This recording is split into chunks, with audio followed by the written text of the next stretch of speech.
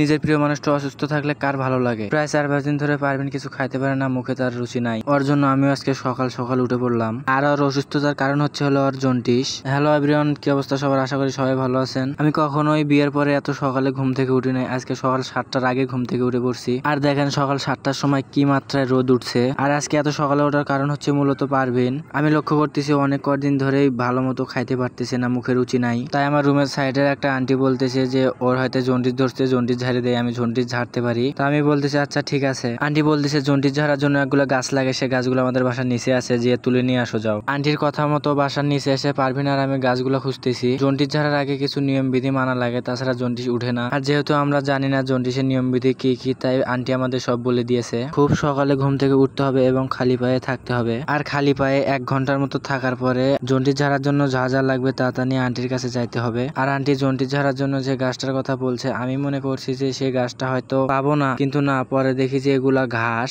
আর এগুলা ঘাস হলেও হয় না, ঘাসের যে উপরের নতুন পাতা গজায় সে পাতাগুলো দিয়ে জন্ডিস ঝাড়ে। আর এদিকে আমার বউটা অসুস্থ হয়ে তার নিজের ওষুধ সে নিজে তুলতেছে। আর সে ভালো ভালো কচি কচি পাতাগুলো সে তুলতেছে। আর এগুলা সেই পাতা, যে পাতা দিয়ে আমার বউয়ের মুখের খাবার রুচি বাড়াবে, মানে জন্ডিস ঝাড়বে। তারপর সেই ওষুধ তুলে আমরা আবার চলে আসি। আর এসে ওকে আমি বলি আপাতত ওষুধগুলো রেখে আসো, পরে তুলে দিবে আন্টি। আরো অসুস্থ থাকার কারণে সারাদিন কিরকম জানি মন মরা হয়ে থাকে। আর নিজের প্রিয় মানুষটা যখন মন মরা হয়ে থাকে, নিজের ভিতরে কিরকম একটা লাগে, কিচ্ছু ভাল লাগে না। তারপরে ওকে আমি মাঝে মাঝে হাসানোর চেষ্টা করি আর ওকে বলি ওষুধটা রেখে আসো। আর এদিকে আমাদের বিয়ের প্রায় 6 মাস হতে চললো। আর এই 6 মাসে আমি একদিনও 9টার আগে ঘুম থেকে উঠিনি। তাই আজকে 7টার দিকে উঠে সকালটা দেখে অনেক ভালো লাগতেছে। আর আমি ছাদে একটু হাঁটতে না হাঁটতে পারভিন এসে বলতেছে আন্টি নাকি আজকে জন্ডিস ঝেড়ে দিবে না। আর আমি ওকে বুঝাতেছি এখন না দিলে বিকেলে ঝেড়ে দিবে। আমি জানি ও একবারে ভাত খাইতে পারে না, তাই একটু ওকে জোর করে ভাত খাওয়াইলাম। আর এই অসুখ এতটা খারাপ, হাসি খুশি মানুষকেও চুপ করে রাখে। আর ও যে অসুস্থ সেটা আমাকে বুঝতে দেয় না। আর তাই এখানে এসে সিঁড়িতে চুপচাপ বসে আছে। আর ও যেহেতু আমার বউ, তাই ওর সুখ দুঃখে সবসময় আমাকে ওর পাশে থাকতে হবে। আর ওকে আমি সব জায়গায় খুঁজলাম, আর এখানে এসে দেখি সিঁড়িতেও মন মরা হয়ে বসে আছে। খারাপ করে আছে, কিন্তু অসুস্থতার কারণে এরকম।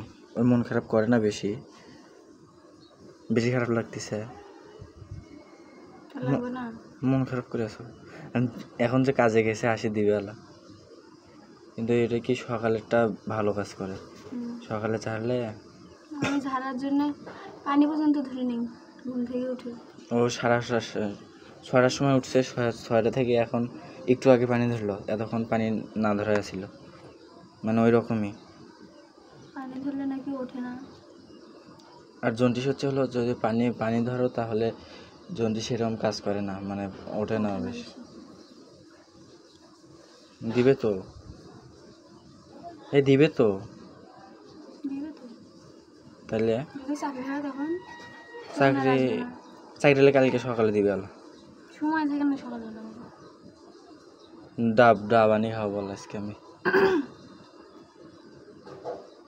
মাথাটা কি ভালো, আসো শুয়ে থাকো, আসো। জন্ডিস মাথা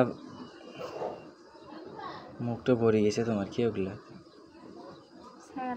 এত সমস্যা। আর সবশেষে একটা কথাই বলি, সবাই ওর জন্য দোয়া করেন, ওর জন্য তাড়াতাড়ি সুস্থ হয়ে যায়। আর ওর আর আমার জন্য সবাই দোয়া করবেন, যেন আমরা দুজন একসাথে সারা জীবন মৃত্যুর আগ পর্যন্ত থাকি। তো সবাই ভালো থাকবেন, সুস্থ থাকবেন। আজকের ভিডিও এই পর্যন্তই, দেখা হচ্ছে পরে কোনো ভিডিওতে। আল্লাহ হাফেজ।